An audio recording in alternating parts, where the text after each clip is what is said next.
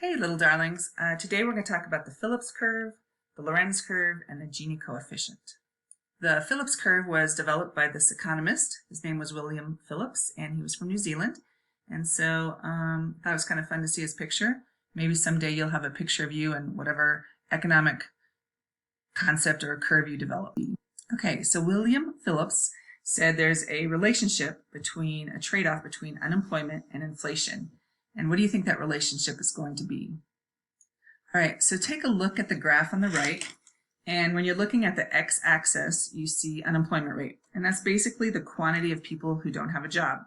So, and then our inflation rate is our price level on the y-axis. And so when we look at an unemployment rate, and if we see a really high unemployment rate, I'm looking at the inflationary gap right now, that would mean unemployment would be below the natural rate of unemployment. So that long run Phillips curve, which is LRPC, the up and down line, is probably between 4 and 6%. So we were probably at that point pre-pandemic. And then at a low unemployment rate, where the recessionary gap is, we have a high unemployment rate, maybe we'll say 10% right there, and we'd see inflation very low. We're actually seeing deflation right now. And then the short run, that's why the short run is downward sloping. So when unemployment is high, it tends to lead to low inflation, and that's kind of common sense, because if people don't have work or they're concerned about work, they spend less. I know I've been spending less this past 6 weeks. When unemployment is low, people are working, making income, we have higher inflation, and that's because people are spending more.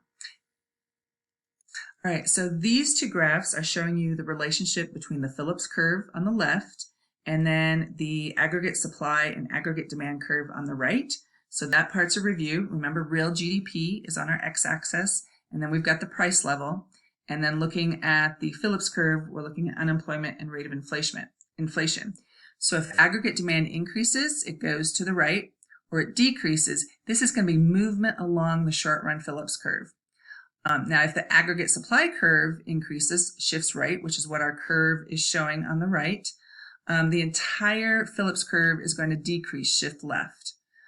So, and then opposite is true for the other one. So if aggregate supply decreases, what is going right now, we're seeing the Phillips curve shifting to the right. So the kind of an inverse relationship based on the inflation rate. So take a look at the graph.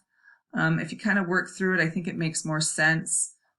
Low rate of inflation during periods of high unemployment, higher inflation, meaning price levels going up rapidly when everybody's working, when we have low unemployment. It's important you understand the Phillips curve because it's most likely going to be on the AP test May 21st. And this is good old Max O. Lorenz. He came up with the Lorenz curve in 1905. His graph looks at income distribution, and it represents inequality of wealth.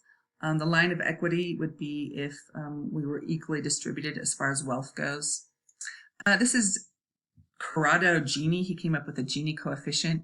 His theory is basically more income distribution based off the Lorenz curve. I think he totally looks like Mr. Beans. I don't know if you're familiar with that actor. I think he's an English comedian. Anyway, he came up with an index between 0 and 1 to measure income inequality.